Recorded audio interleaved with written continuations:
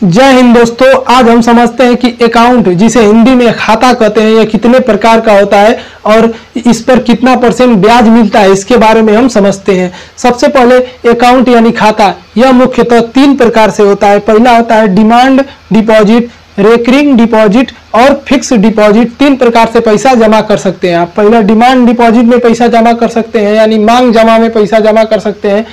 आवृत्ति या recurring deposit में पैसा जमा कर सकते हैं। तीसरा फिक्स डिपॉजिट पे पैसा जमा कर सकते हैं। पहला होता है डिमांड डिपॉजिट। डिमांड डिपॉजिट को हिंदी में कहते हैं मांग, और डिपॉजिट मतलब जमा, तो मांग जमा।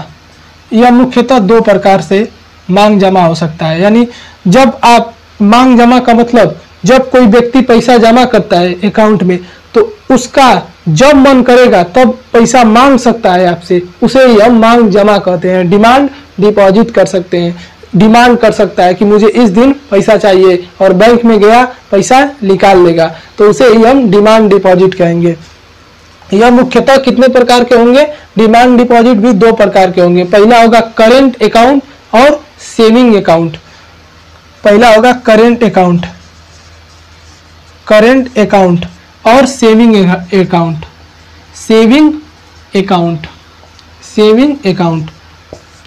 करेंट अकाउंट और सेविंग अकाउंट में अंतर क्या होता है? करेंट अकाउंट और सेविंग अकाउंट में अंतर एक ही प्रकार का होता है, क्योंकि सेविंग अकाउंट में आपको बैंक इंटरेस्ट देता है, लेकिन करंट अकाउंट में बैंक आपको इंटरेस्ट नहीं देता है। इतना का अंतर होता है। तो करंट अकाउंट में 0% इंटरेस्ट होता है और सेविंग अकाउंट में 4% इंटरेस्ट होता है। करंट अकाउंट बिजनेसमैन वाला अकाउंट होता है, यानी इसमें जो बिजनेसमैन बिजनेस करते हैं या कोई व्यापारी है, ट्रेड कर रहा है, वो लोग जो अकाउंट खुलवाते हैं करेंट अकाउंट खुलवाते हैं, क्योंकि इसमें हमेशा जो है कि पैसे का लेन देन होता रहता है। रोजाना या हफ्ते में या कई बार पैसे का लेन देन होता रहता है। किस अकाउंट में? करेंट अकाउंट में। इस कारण बैंक ब्याज नहीं देता है।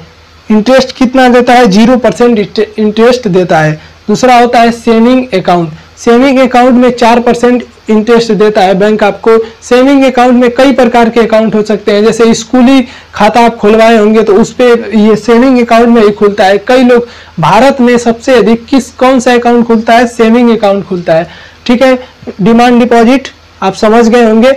अब दूसरा होता है रेकरिंग डिपॉजिट और फिक्स डिपॉजिट। इन दोनों में अंतर क्या होता है? फिक्स डिपॉजिट में एक पूरा पैसा कुछ समय के लिए फिक्स कर दिया जाता है कि भाई इतना समय के लिए मैं आपके पास पैसा रख के जा रहा हूं और आप मुझे इंटरेस्ट दे दीजिएगा उस पर, तो इसे हम फिक्स्ड डिपॉजिट कहा जाता है। इस पर बैंक 8% ब्याज देती है। कितना परसेंट? 8% इंटरेस्ट मिलता है इस पर। इस फिक्स्ड डिपॉजिट जब आप करेंगे तो 8% ब्याज आपको मिलेगा। यह मुख्यतः 7 दिन से मिनिमम 7 दिन से मोर देन 10 ईयर तक रहता है, यानी मिनिमम 7 दिन से 10 वर्षों तक आप फिक्स कर सकते हैं पैसा।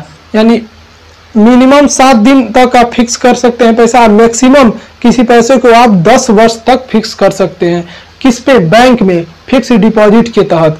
और ब्याज कितना मिलेगा इसका? 8% ब्याज मिलता है।